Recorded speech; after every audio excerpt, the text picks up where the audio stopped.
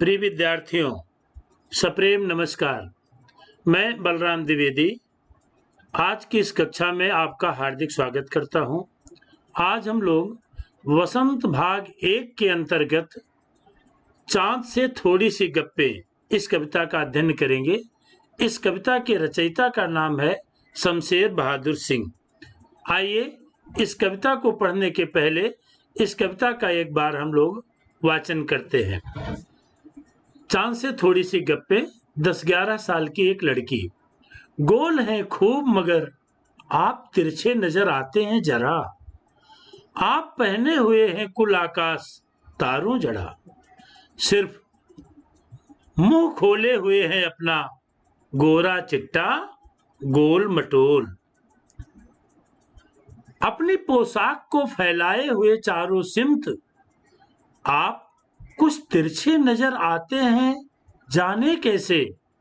खूब है गोकी वाह जी वाह। हमको बुद्धू ही निरा समझा है। हम समझते ही नहीं जैसे कि आपको बीमारी है। आप घटते हैं तो घटते ही चले जाते हैं और बढ़ते हैं तो बस यानी कि बढ़ते ही चले जाते हैं। दम नहीं लेते हैं जब तक बी ल कु ल ही गोल ना हो जाए बिल्कुल गोल। यह मरज आपका अच्छा ही नहीं होने में आता है।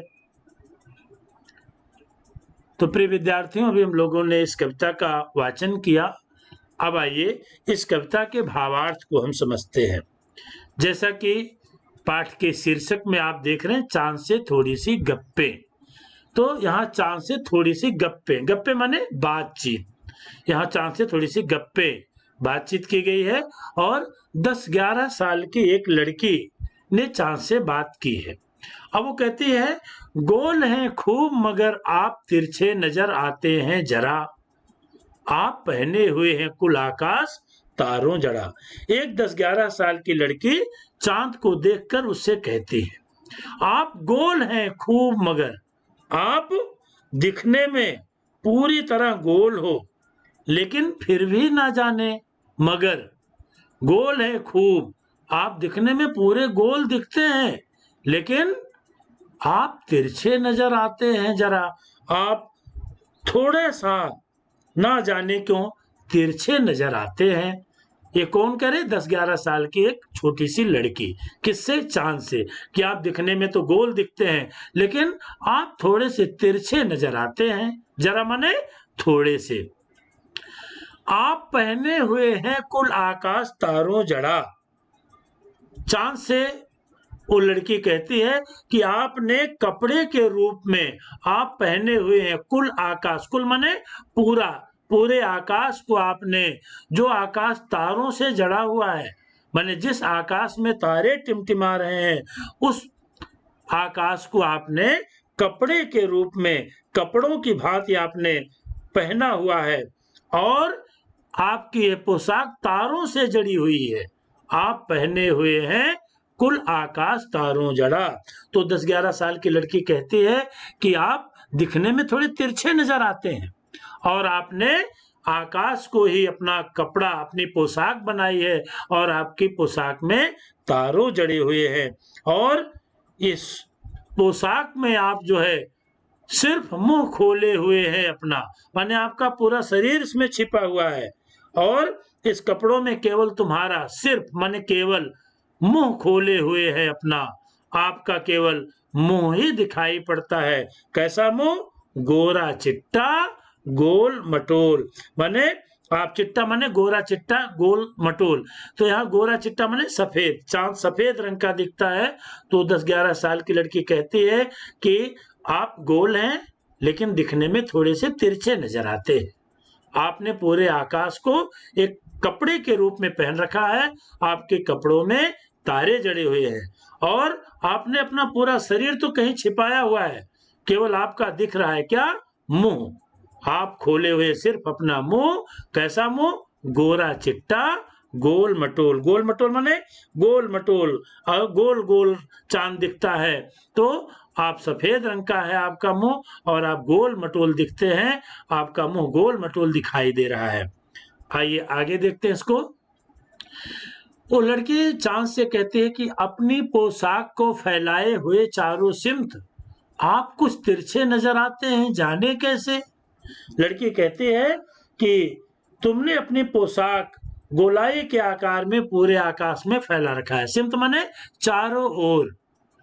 वो लड़की कहती है कि आप अपनी पोशाक माने पोशाक, चांद ने पोशाक किसकी पहन रखी, आकाश की, तो पूरा आकाश चारों दिशाओं में फैला हुआ है।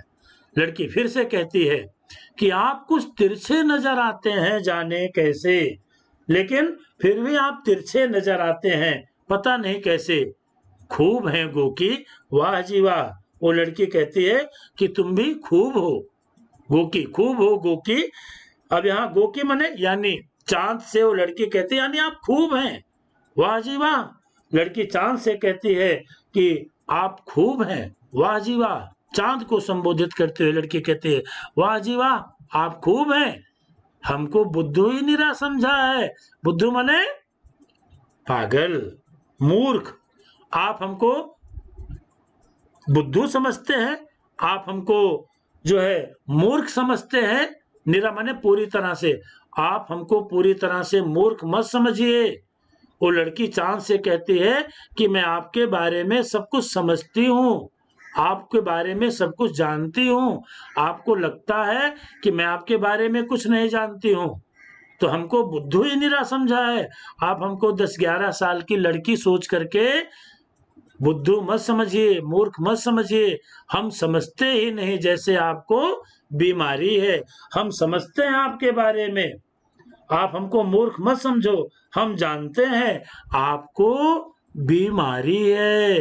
वो 10-11 साल की लड़की चांद से कहती है आपको बीमारी है और इस बीमारी के बारे में मैं जानती हूँ, आप हमको बुद्धू मत समझिए।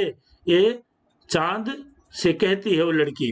अब कौन सी बीमारी चांद को है जिसके बारे में वो जानती है। वो कहती है आप घटते हैं तो घटते ही चले जाते हैं और बढ़ते हैं तो बस यानी कि बढ़ते चले जाते हैं। वो 10-11 साल की लड़की कहती है कि मैं आपके बारे में जानती हूँ, आपको घटने और बढ़ने की बीमारी है।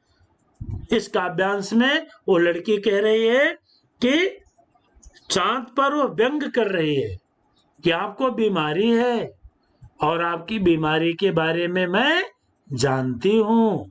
आपको कौन सी बीमारी है, घटने और बढ़ने की। आप घटते हैं तो घटते ही चले जाते हैं और बढ़ते हैं तो बस यानी कि बढ़ते ही चले जाते हैं। तो 10-11 साल की लड़की कहती है कि आपको बीमारी है घटने और बढ़ने की। आप जब घटते हैं तो आपका आकार घटता ही चला जाता है और जब बढ़ते हैं तो बढ़ते ही चले जाते हैं, दम नहीं लेते। माने आप आराम नहीं लेते हैं, दम माने आराम। आप दम ना लेना माने आराम ना करना, आप आराम ही नहीं करते हैं जब तक बी ल कु ल ही। इस कविता में बिल्कुल शब्द के प्रत्येक ध्वनि को अलग करके लिखा गया है क्योंकि कवि इस पर जोर दे रहा है। आपको घटने और बढ़ने की बीमारी है, आप घटते हैं तो घटते ही चले जाते हैं और बढ़ते हैं तो बस यानी कि बढ़ते ही चले जाते हैं, दम नहीं लेते हैं जब तक बी ल कु ल ही गोल ना हो जाए, बिल्कुल गोल। तो यहाँ पर विद्यार्थियों आपको मालूम है 10-11 साल की आपकी भी अवस्था है, चांद को घटने और बढ़ने की बीमारी है। आपको मालूम है कि अपने हिंदू पंचांग के आधार पर 2 पक्ष होते हैं, शुक्ल पक्ष और कृष्ण पक्ष, और प्रत्येक पक्ष में 15-15 तिथियां होती हैं। प्रथमा से लेकर के, जिसको हम प्रतिपदा बोलते हैं, प्रतिपदा से लेकर के अमावस्या तक और अमावस्या से लेकर के पूर्णिमा तक। तो ये 15 जो तिथियां होती हैं, इसमें 15 दिन बोलते हैं। हम इसको पखवाड़ा भी बोलते हैं या पक्ष बोलते हैं। तो 15 दिन चांद घटता है और घटते घटते वो बिल्कुल गायब हो जाता है, माने वो दिखता ही नहीं है। और 15 दिन जब अमावस्या के बाद जब प्रतिपदा होती है, तो प्रतिपदा के बाद चांद जो है धीरे धीरे धीरे धीरे बढ़ता जाता है और बढ़ते बढ़ते पूर्णिमा के दिन वो पूरा गोल हो जाता है, यानी उसका पूरा एक गोलाकार रूप दिखाई देता है। तो चांद के बारे में इसी बात का उल्लेख यहाँ पर उस लड़की ने किया है कि आपको घटने और बढ़ने की बीमारी है, आप घटते हैं तो घटते ही चले जाते हैं। तो कृष्ण पक्ष में चांद घटता है और घटता ही चला जाता है, और शुक्ल पक्ष में चांद बढ़ता है तो बस बढ़ता ही चला जाता है, आराम ही नहीं लेता हो।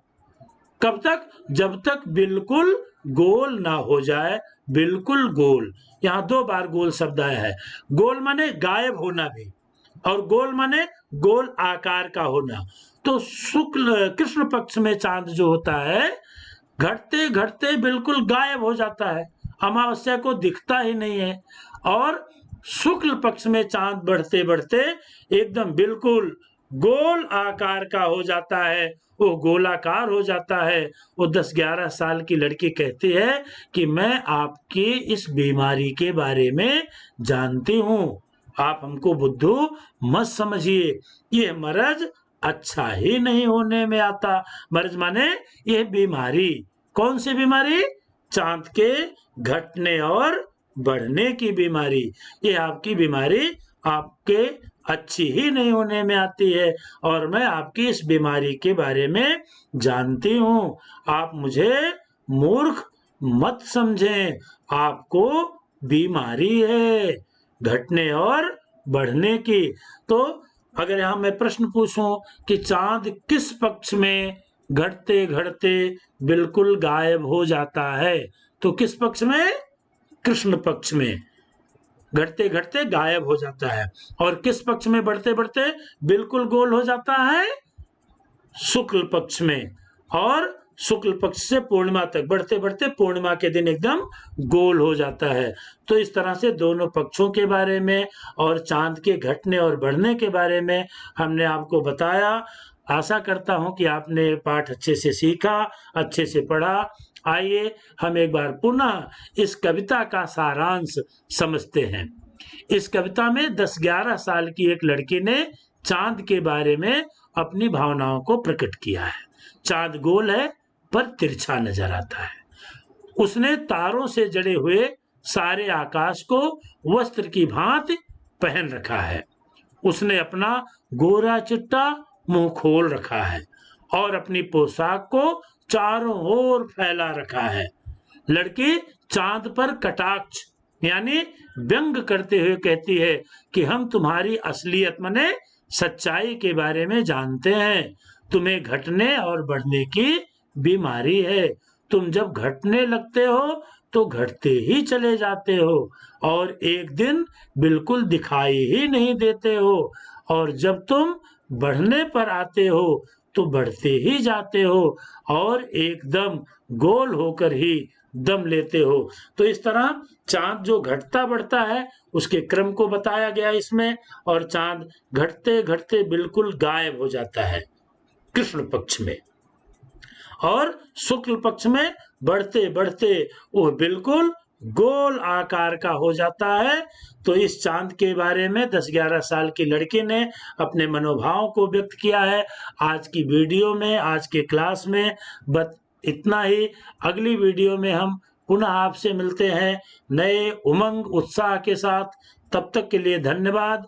और आपको एक निवेदन भी करता हूं कि इस वीडियो को आप लाइक करें, सब्सक्राइब करें और शेयर करें, जिससे अन्य विद्यार्थियों को भी इसका लाभ मिल सके। पुनश्च पुनश्च आप सबका बहुत बहुत धन्यवाद।